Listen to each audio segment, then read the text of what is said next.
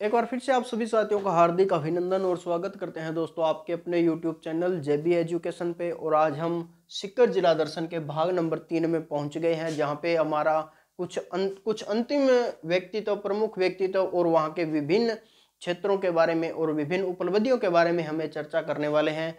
तो चलिए, हमने पिछले प्रथम भाग के अंदर जो बात की थी उसके अंदर हमने बात की थी वहाँ के प्रमुख जो परिदृश्य हैं, वहाँ का जो ऐतिहासिक क्षेत्र है और ऐतिहासिक जो काल रहे हैं, ऐतिहासिक कालक्रम के अंदर जो राजा रहे हैं और उन राजाओं के द्वारा जो महत्वपूर्ण उपलब्धियां और वहाँ पे जो निर्माण कार्य करवाए गए थे उनके बारे में हमने चर्चा की थी। उसके बाद दोस्तों हमने दूसरे भाग के अंदर चर्चा की थी वहाँ के जो स्वतंत्रता संग्राम हुए थे, वहाँ के जो प्रमुख मेले थे, मंदिर थे और जिन मेलों और उत्सवों को आयोजन वहाँ पे किया जाता है उनके बारे में हमने चर्चा कर ली थी। तो हमारा आज का सीकर दर्शन का तीसरा पार्ट है, सीकर जिला दर्शन का जो तीसरा पार्ट है, हम वहाँ के सीकर जिले के प्रमुख व्यक्तित्वों के बारे में हम चर्चा करने वाले हैं। तो सबसे पहले अपने बात करते हैं यहाँ के डूंगर जी और जवाहर जी के बारे में।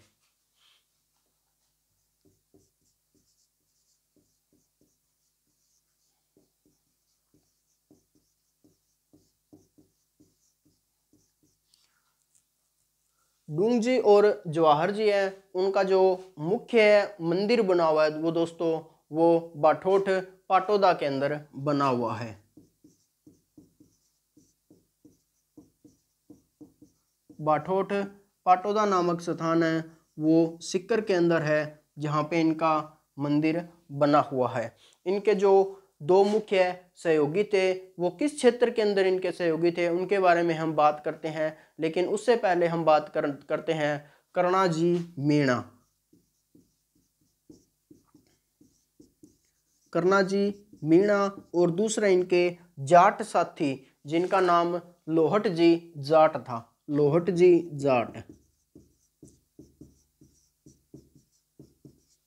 लोहट जी जाट और कर्णाजी मीणा है वो इनके सहयोगी रहे हैं। इनका मंदिर बाठोड पाटोदा गांव सीकर के अंदर है, वो इनका मंदिर जो बना हुआ है। और कर्णाजी मीणा और लाहौट जी जाट है वो इनके साथी रहे हैं। वो दोस्तों कारण क्या था, 1857 की जो क्रांति होती है, 1857 की क्रांति के अंदर जो सक्रिय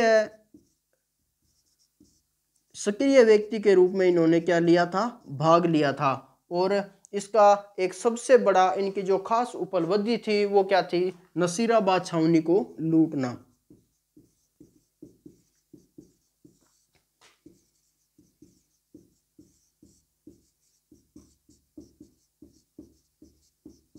नसीराबाद छावनी को इन्होंने लूटा था। नसीराबाद छावनी को लूटने वाले व्यक्ति कौन थे, डूंग जी जवाहर जी थे। और बाठोड पाटोदा के अंदर है वो इनका मंदिर बना हुआ है। और इनके साथी के रूप में कर्णाजी मीणा और लोहट जी जाट थे, जिन्होंने 1857 की क्रांति में सक्रिय रूप से भाग लिया और नसीराबाद छावनी को लूटा था। अब उसके बाद हम बात करते हैं जमनालाल बजाज जी के बारे में, जिनको गांधी जी के 5वें पुत्र के उपनाम से हम जानते हैं।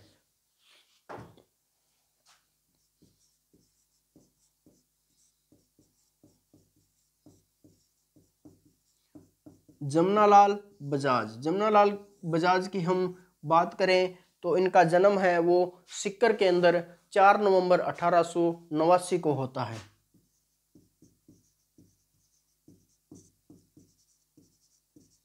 4 नवंबर 1889 को होता है। और इनको गांधी जी के 5वें पुत्र के रूप में जाना जाता है, या गांधी जी के 5वें पुत्र के उपनाम से इनको जाना जाता है।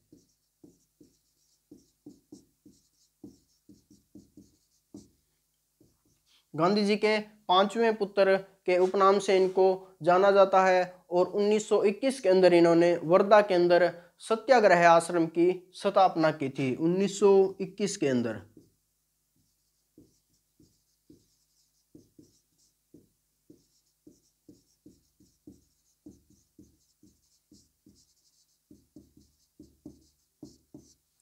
जमनालाल बजाज का जन्म 4 नवंबर 1889 को होता है। और गांधी जी के 5वें पुत्र के उपनाम के रूप में इनको जाना जाता है। और सन 1921 में वर्धा के अंदर इन्होंने सत्याग्रह आश्रम की है वो स्थापना की थी। उसके बाद हम बात करते हैं जानकी देवी बजाज के बारे में।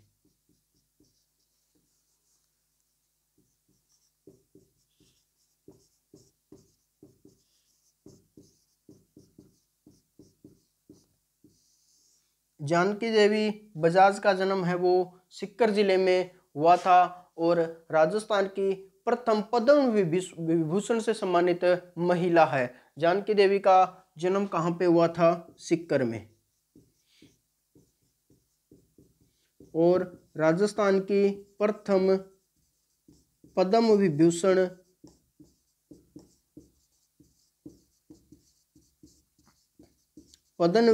से सम्मानित महिला, एकमात्र राजस्थान की महिला है। जानकी देवी बजाज सीकर की निवासी है और राजस्थान की प्रथम महिला जिनको पद्म विभूषण से सम्मानित किया गया है वो कहाँ की है? सीकर की निवासी है। जमनालाल बजाज के बारे में हमने चर्चा की थी, जिनको गांधी जी के 5वें उपपुत्र के नाम से जाना जाता है और 5वें पुत्र के उपनाम से इनको जाना जाता है। 4 नवंबर 1889 को इनका जन्म होता है और 1921 के अंदर वर्धा में इन्होंने सत्याग्रह आश्रम की है वो स्थापना की थी। अब उसके बाद हम बात करते हैं स्वामी केशवानंद की, जिनका जन्म सीकर में होता है और इन्हें शिक्षक संत के रूप में जाना जाता है। स्वामी केशवानंद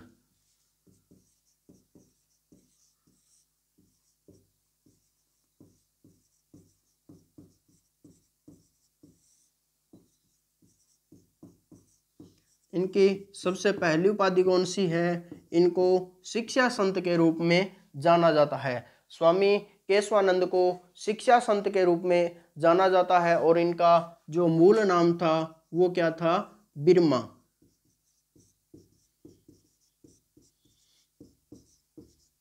मूल नाम इनका बिरमा था और स्वामी केशवानंद को है वो शिक्षा संत के रूप में जाना जाता है और शिक्षा संत है वो इनकी क्या थी? उपाधि थी। और केशवानंद, स्वामी केशवानंद थे, उनका मूल नाम हमें क्या मिलता है? बिरमा मिलता है और सीकर के निवासी थे।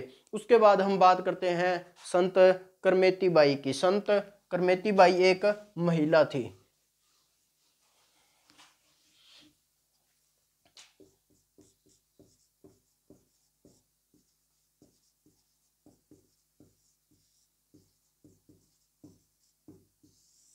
संत करमेती बाई की बात की जाए तो यह कृष्ण भक्ति की एक क्या थी? प्रमुख संत रही थी। कृष्ण भक्ति की प्रमुख संत।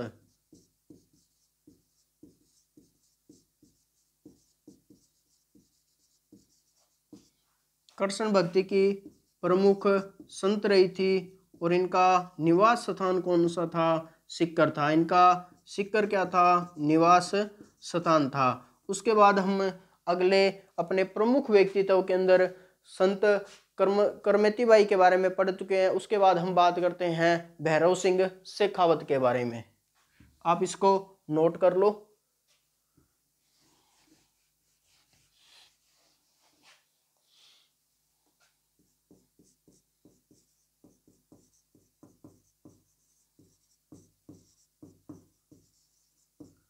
भैरव सिंह शेखावत के बारे में हम बात करें तो राजस्थान के अंदर गैर कांग्रेसी मुख्यमंत्री के रूप में इन्होंने कार्यकाल या फिर अपना जो मुख्यमंत्री पद पर ये रहे थे वो उनका 1977 से 1980 तक का कार्यकाल था। 1977 से 1980 तक गैर कांग्रेसी मुख्यमंत्री भैरव सिंह शेखावत 1977 से 1980 तक गैर कांग्रेसी मुख्यमंत्री रहे थे और सन 2002 से 2007 तक भारत के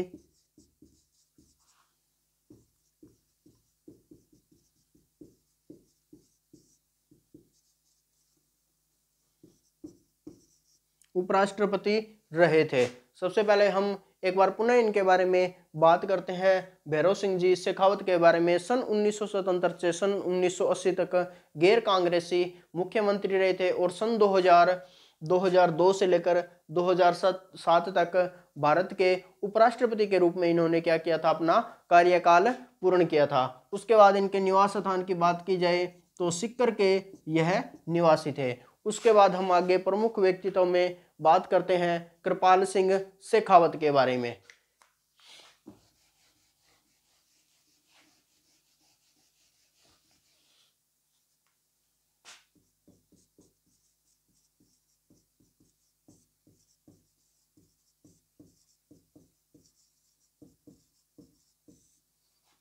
कृपाल सिंह शेखावत के बारे में दोस्तों हम बात करते हैं। कृपाल सिंह शेखावत का जन्म है वो कहाँ पे हुआ था दोस्तों, सीकर के अंदर हुआ था। सीकर के अंदर इनका जन्म होता है। और ब्लू पोट्री, आपने ब्लू पोट्री का नाम तो दोस्तों सुना होगा। ब्लू पोट्री को इन्होंने क्या किया था, विश्व स्तर पर प्रसिद्धि दिलाई थी। विश्व स्तर पर ब्लू पोट्री को प्रसिद्धि दिलाने वाले व्यक्ति कौन थे, कृपाल सिंह जी शेखावत थे। कृपाल सिंह जी शेखावत सीकर के निवासी थे जिन्होंने ब्लू पोट्री को विश्व स्तर पर प्रसिद्धि दिलाई थी और इनको पद्मश्री से सम्मानित किया गया था। इनको क्या कहा सम्मानित किया गया था, पद्मश्री। पद्मश्री जो कि भारत के अंदर सर्वश्रेष्ठ सम्मान है वो कौन सा है, पद्मश्री है।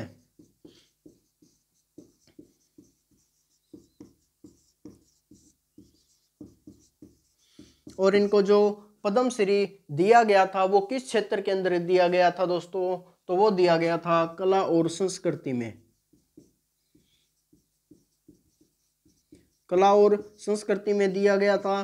पद्म विभूषण, भारत रत्न, जो भी इस प्रकार के सम्मानित या फिर जो पुरस्कार दिए जाते हैं दोस्तों वो हर क्षेत्र के अंदर 5 व्यक्तियों को दिए जाते हैं। तो कला संस्कृति के अंदर ब्लू पोट्री को विश्व स्तर पर प्रसिद्धि दिलाने के लिए है वो कृपाल सिंह शेखावत को है वो पद्मश्री से सम्मानित किया गया था दोस्तों। ब्लू पोट्री क्या होती है दोस्तों, चीनी मिट्टी के बने हुए जो बर्तन होते हैं उसके ऊपर ब्लू कलर की जो काश्तकारी की जाती है या फिर जो मर्द भांडों पर पेंटिंग की जाती है उसको हम ब्लू पोट्री के नाम से जानते हैं। और आज की जो ब्लू पोट्री है वो जयपुर जिले की सर्वाधिक प्रसिद्ध है। जयपुर जिले के अंदर सर्वाधिक प्रसिद्ध है और इसको विश्व स्तर पर प्रसिद्धि दिलाने का कार्य है वो किनके द्वारा किया गया था दोस्तों, कृपाल सिंह जी शेखावत के द्वारा किया गया था जो कि सीकर के निवासी थे। उसके बाद दोस्तों हम बात करते हैं कवि सामर्थ्यदान के बारे में।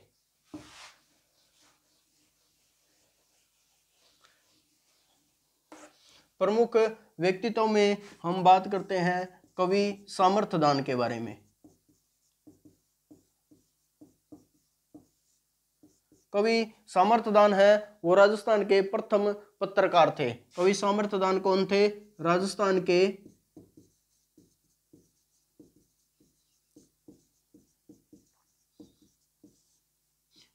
के प्रथम पत्रकार थे। और निवास स्थान की बात की जाए तो सीकर के निवासी थे दोस्तों।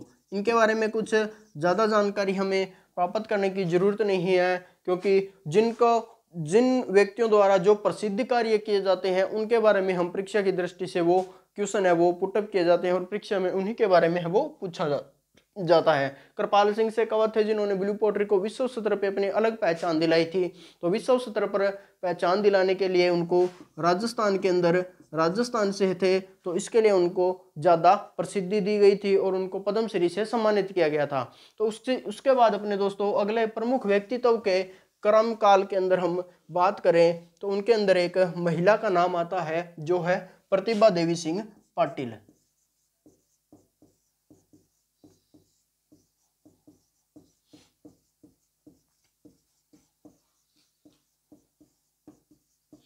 प्रतिभा देवी सिंह पाटिल है दोस्तों वो सीकर जिले के एक छोटा सा गांव है जिसका नाम है दोस्तों लोसल गांव। सीकर का एक छोटा सा गांव है लोसल। लोसल गांव के अंदर इनका क्या था, ससुराल था। अर्थात लोसल गांव की प्रतिभा देवी सिंह पाटिल थी वो क्या थी, वहां की एक बहू थी या फिर वधू के रूप में हम उनको जान सकते हैं, अर्थात उनका ससुराल था। लोसल, लोसल है वो 2 है, तो ये कौन से लोसल की निवासी थी? वो थी छोटी लोसल, छोटी लोसल की निवासी थी, और जहां पे इनका क्या था? ससुराल था। और भारत की प्रथम महिला राष्ट्रपति,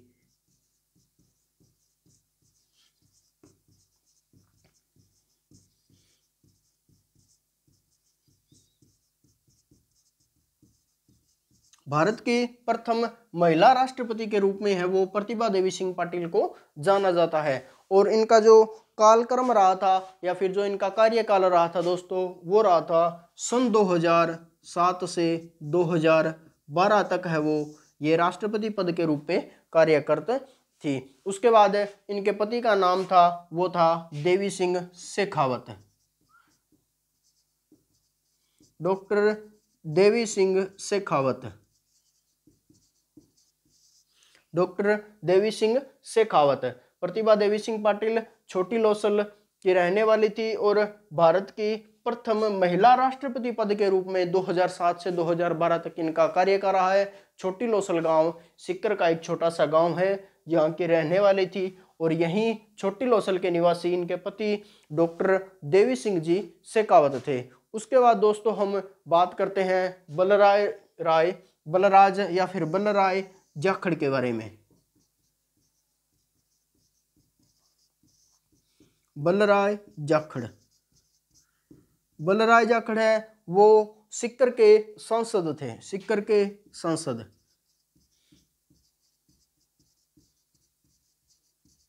सिक्कर के सांसद थे। और प्रमुख व्यक्तित्व के रूप में इनका नाम है वो इसलिए लिया जाता है क्योंकि सन 1980 से 1989 तक लोकसभा के अध्यक्ष रहे थे।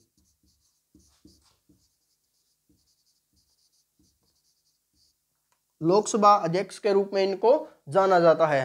प्रमुख व्यक्तित्व के रूप में हम एक बार पुनः प्रतिभा देवी सिंह पाटिल के बारे में बात करते हैं, जो छोटी लोसल की बहू के रूप में इनको जाना जाता था, या फिर वहां पे इनका छोटी लोसल के अंदर क्या था? इनका ससुराल था। और भारत की प्रथम महिला राष्ट्रपति के रूप में 2007 से लेकर 2012 तक इनका कार्यकाल रहा था, और इनके पति का नाम डॉक्टर देवी सिंह जी शेखावत था। और उसके बाद हम बात करते हैं लोकसभा अध्यक्ष बलराय जाखड़ के बारे में। इनका नाम है जो दोस्तों आपको बलदेव जाखड़ भी कहीं पे लिखा हुआ मिल सकता है। तो सिक्कर के ये सांसद रहे थे, और सन 1980 से 1989 के अंदर लोकसभा के अध्यक्ष के रूप में इन्होंने कार्य किया था। उसके बाद दोस्तों हम यहाँ के कुछ अन्य व्यक्तित्व के बारे में बात करते हैं। अन्य व्यक्तित्व के अंदर अंतिम बलराय जाखड़ और प्रतिभा देवी सिंह पाटिल के बारे में हमने बात कर ली थी। अब उसके बाद यहाँ के कुछ गांव या फिर जो इनके विविध फैक्ट हमें मिलते हैं उनके बारे में हम चर्चा करते हैं। विविध फैक्ट के अंदर हम बात करते हैं रलावता गांव के बारे में।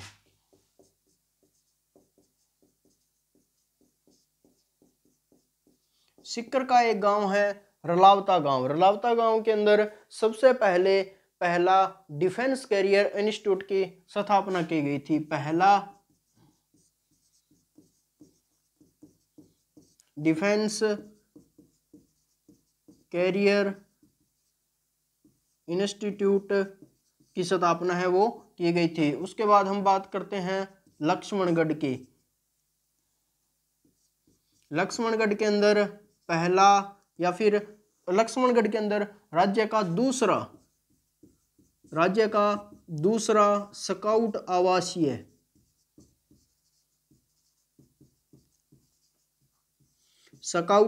आवासीय विद्यालय, जहाँ पे जो स्काउट के अंदर कार्यरत विद्यार्थी है उनको रहने का भी स्थान वहीं पे मिलता है। तो वो राजस्थान के सिक्कर जिले के लक्ष्मणगढ़ के अंदर दूसरा स्काउट आवासीय विद्यालय है, उसकी स्थापना की गई थी। उसके बाद हम जोहड़ विकास कार्यक्रम के बारे में बात करते हैं। जोहड़ विकास कार्यक्रम,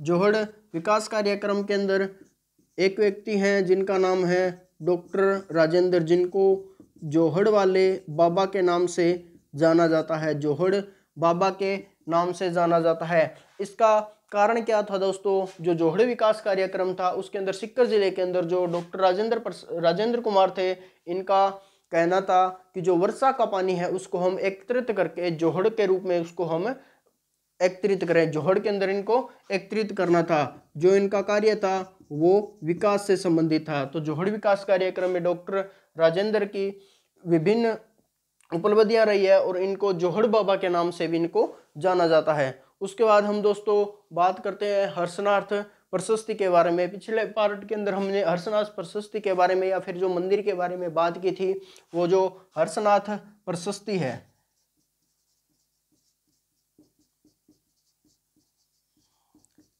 हर्षनाथ प्रशस्ति है वो दोस्तों संस्कृत भाषा के अंदर है। संस्कृत भाषा के अंदर है। राजस्थान इतिहास के अंदर जो भी प्रशस्ति अभिलेख शिलालेख मिलते हैं, ज़्यादातर उनकी भाषा है वो कौन सी भाषा मिलती है हमें, संस्कृत और राजस्थानी भाषा के अंदर हमें देखने को मिलती है। और जो हर्षनाथ की प्रशस्ति है वो 973 ईस्वी की दोस्तों लिखी हुई है और हर्षनाथ मंदिर के अंदर हमें वो मिलती है। और हर्षनाथ की पहाड़ी पे है वो हर्षनाथ मंदिर है वो दोस्तों बना हुआ है। उसके बाद जो इनके मंदिर का निर्माण करवाया था वो अल्लट द्वारा इनके मंदिर का निर्माण करवाया गया था। और हर्ष की पहाड़ी के ऊपर, हर्ष नामक स्थान के ऊपर पवन ऊर्जा का जो यंत्र है वो स्थापित किया गया है। उसके बाद हम बात करते हैं बलेखना गांव की, जहाँ पे बलेखना गांव है जो सिक्कर का एक गांव है जहाँ पे बकरी पालन के लिए सर्वाधिक प्रसिद्ध है और या फिर बकरी पालन के लिए उस क्षेत्र को जाना जाता है। उसके बाद हम बात करते हैं राजस्थान के प्रथम कृषि विज्ञान केंद्र के बारे में, जिसकी स्थापना है वो सिक्कर के अंदर की गई थी और राजस्थान की पहली हाईटेक सिटी के रूप में है वो सिक्कर को जाना जाता है। उसके बाद दोस्तों हम बात करते हैं सरोज गढ़वाल की। राजस्थान के प्रमुख व्यक्तित्व के अंदर सरोज गढ़वाल नामक एक महिला है जिसको हम स्काई ड्राइवर के रूप में जानते हैं। राजस्थान की पहली स्काई ड्राइवर के रूप में सरोज गढ़वाल को जाना जाता है। उसके बाद हम दोस्तों बात करते हैं यहाँ की एक PDUSU यूनिवर्सिटी के बारे में।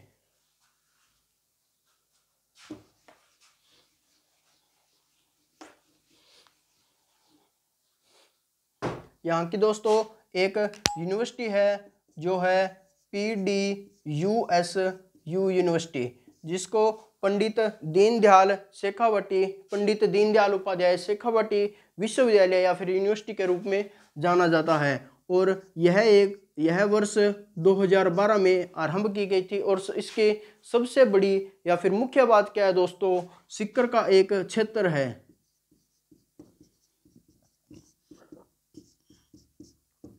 कटराथल क्षेत्र क्या है दोस्तों, एक छोटा सा गांव है, वहां पे इस यूनिवर्सिटी को है वो वर्ष 2012 के अंदर स्थापित किया गया था। उसके बाद दोस्तों अपने सिक्कर के जो अंतिम फैक्ट के बारे में हम बात करें तो वर्ष 2023 और 24 का जो बजट जारी किया गया था, उस बजट के अंदर यहाँ पे बास्केटबॉल,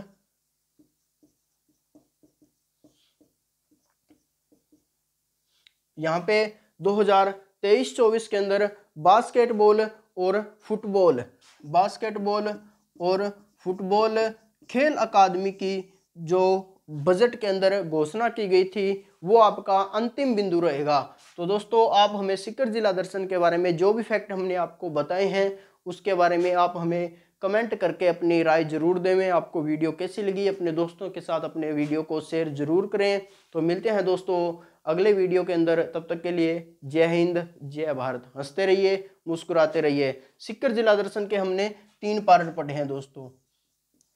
तीनों पार्ट हमारे YouTube चैनल पे आपको निःशुल्क उपलब्ध करवाए जाएंगे। कि जो हमारे सिक्कर जिला दर्शन का पहला, दूसरा और तीसरा पार्ट था, इसका जो आपको डिजिटल पैनल PDF हम उपलब्ध करवा देंगे दोस्तों, वो आपको हमारे Telegram channel JB EDU point पे आपको मिल जाएगा। JB EDU पॉइंट पे आप हमारे जो YouTube चैनल का लोगो है वही लोगो आपको चैनल पे लगाया हुआ मिल जाएगा। उसके अंदर आपको इस पूरे मैटर की डिजिटल PDF है या फिर लिखित रूप में जो PDF है वो हम आपको नोट्स के रूप में उपलब्ध करा देंगे, ताकि आपको किसी प्रकार के शब्द समझ में न आए हो तो आप उस PDF के माध्यम से लिख सकते हो। जय हिंद दोस्तों, जय भारत।